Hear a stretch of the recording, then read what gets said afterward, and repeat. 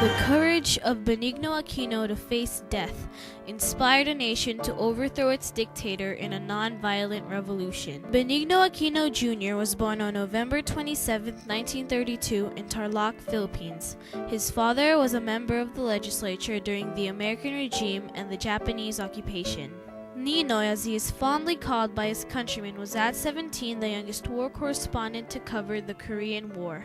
Barely 21, Ninoy successfully negotiated the surrender of rebel leader Louis Taruk.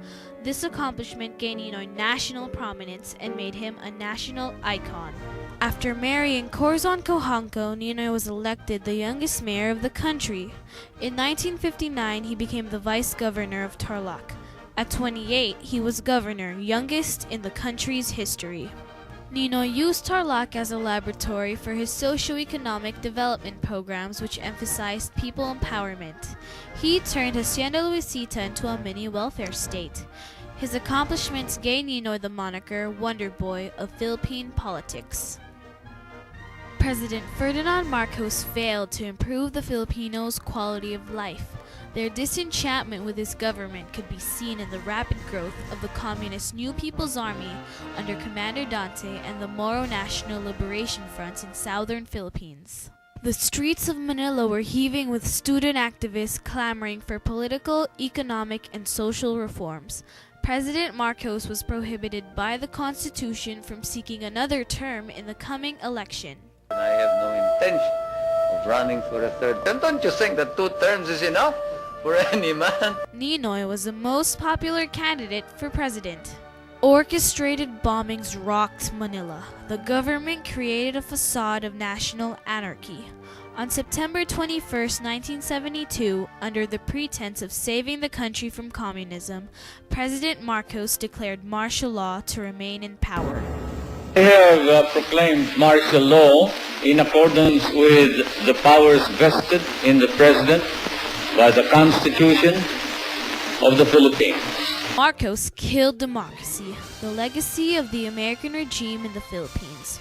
Ironically, to secure the special privileges given to America, the U.S. government did not protest the curtailment of human rights, but instead lauded Marcos. We love your adherence to democratic principles and to the democratic process. Fear for one's safety turned the country into a nation of silent cowards.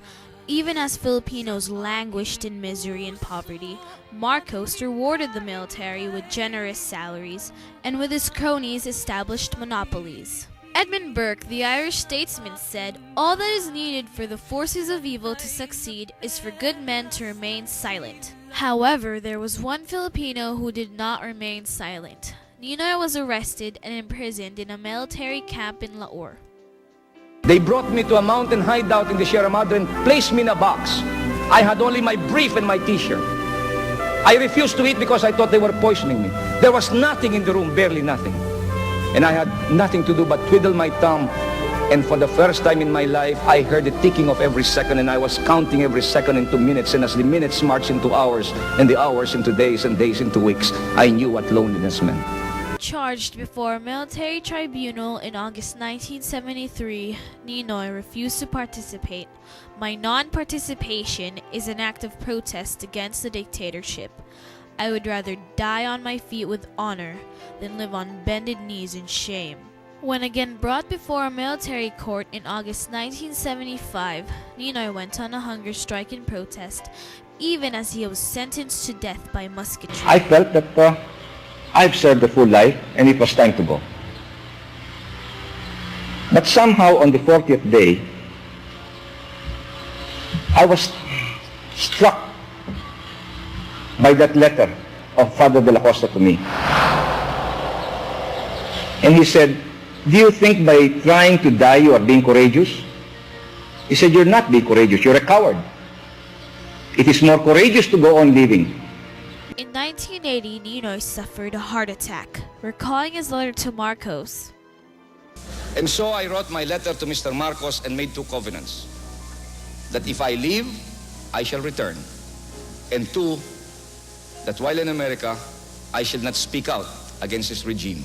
Ninoy was granted an extended medical furlough and renounced his promises to Marcos. He had done everything he could in the United States and outside of the Philippines. He had rallied the opposition, he had spoken against Marcos, he had testified before Congress. Having faced death during his hunger strike and during his heart surgery, Ninoy, from a politician, became a crusader. While I have vowed never to enter the political arena again, I shall dedicate the last drop of my blood to the restoration of freedom and the dismantlement of your martial law. His son, Senator Ninoy Aquino, said, He had no other recourse but to exhaust all possible means to achieve that peaceful transition. If we wound up in a violent civil war, then there would be no victors.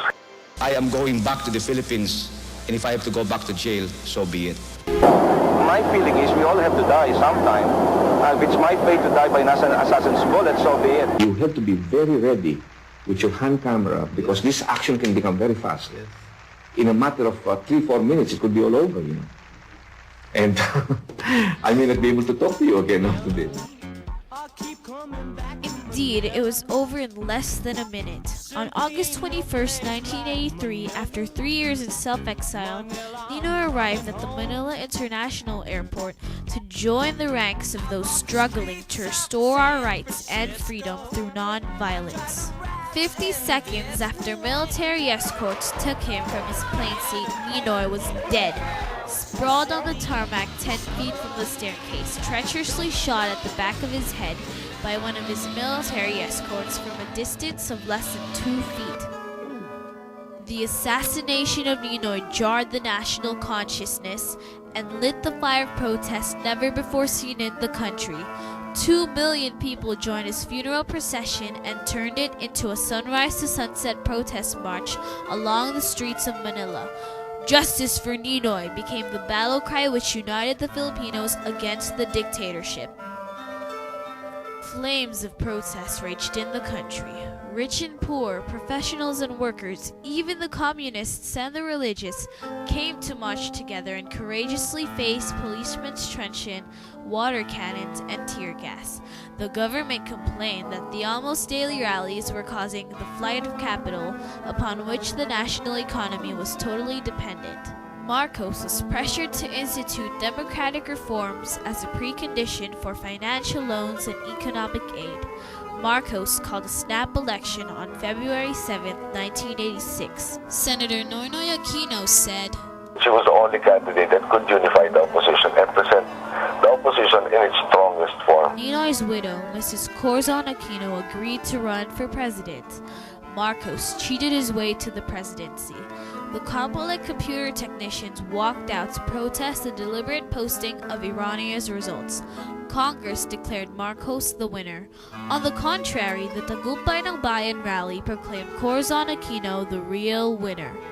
On February 22nd, Defense Minister Juan Ponce Enrile and Armed Forces Vice Chief of Staff Fidel Ramos defected from the Marcos administration. Meanwhile, Marcos announced on television that Enrile and Ramos were plotting a coup d'etat and ordered his Chief of Staff Fabian Ver to execute rebel soldiers. To prevent a violent confrontation, Jaime Cardinal Sin called on the people to move out of the comfort of their homes, barricade the camps, and protect the rebels from the Marcos forces. We have our friends inside. I don't like them to die because President Marcos said that within 24 hours, hindi sila mag-surrender, we will have to execute them. The People Power Revolution began, where according to Senator Aquino, The vast majority of Filipinos opted not to fight against their fellow Filipinos. There were so many people willing to give up everything, including their lives, to attain that peaceful change. it was a fire ignited by the mutiny of Ramos and Enrile, but fueled by the blood of Ninoy. On February 24, 1986, President Ferdinand Marcos left the Philippines, whisked away by U.S. helicopters just in time to save him from the angry mob which was already scaling the gates of Malacanang Palace. The Filipino people regained their longed-for democracy and are free again.